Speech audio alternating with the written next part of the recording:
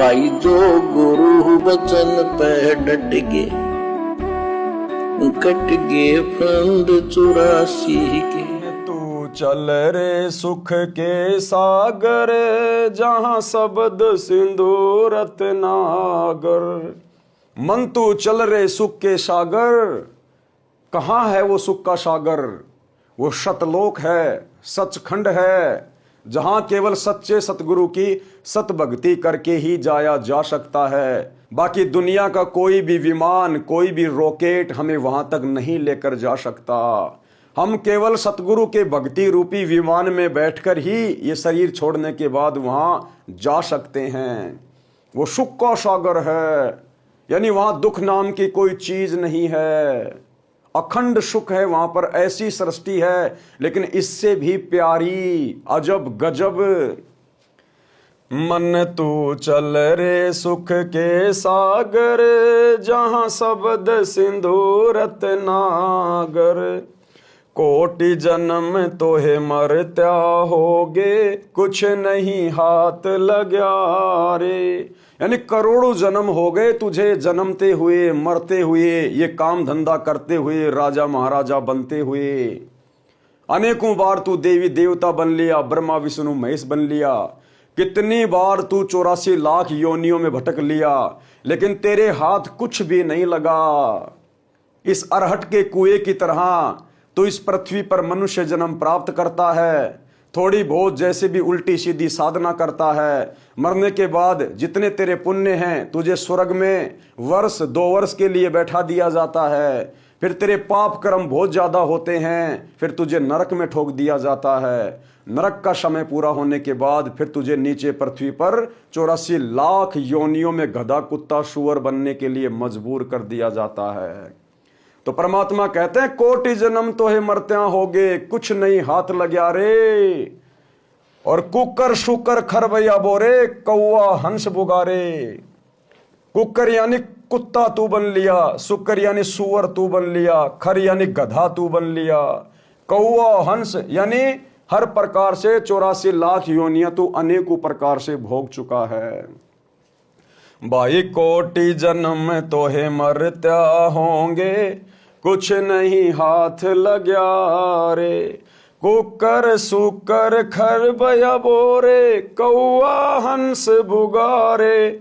मन तू चल रे सुख के सागर, जहां शब्द सिंधु रत्नागर। कोटि जन्म तू राजा कीन्या, मिटी न मन की आशा। भिक्षुक होकर दर दर हांड्या, मिल्या न निर्गुण राशा। मन तू चल रे सुख के सागर, जहां शब्द सिंधु रत्नागर।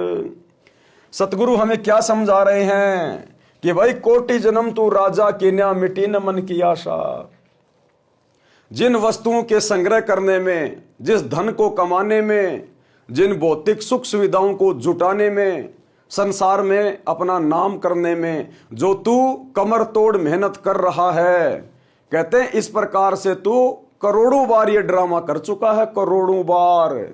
ना तुझे याद है, ना किसी और को याद है।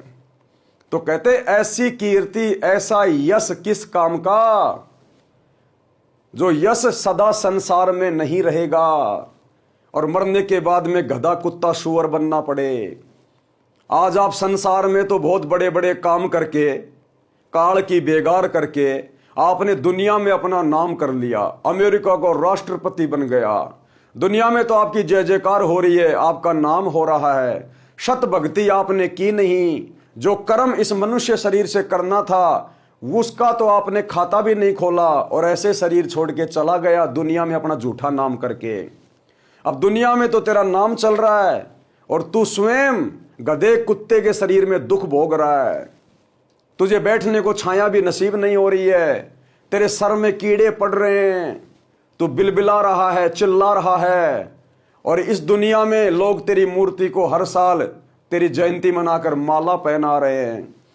तो परमात्मा कहते हैं ऐसा झूठा सुख किस काम का, जिसमें ये आत्मा दर दर की ठोकरें खाती रहे, काल लोक में कष्ट उठाती रहे।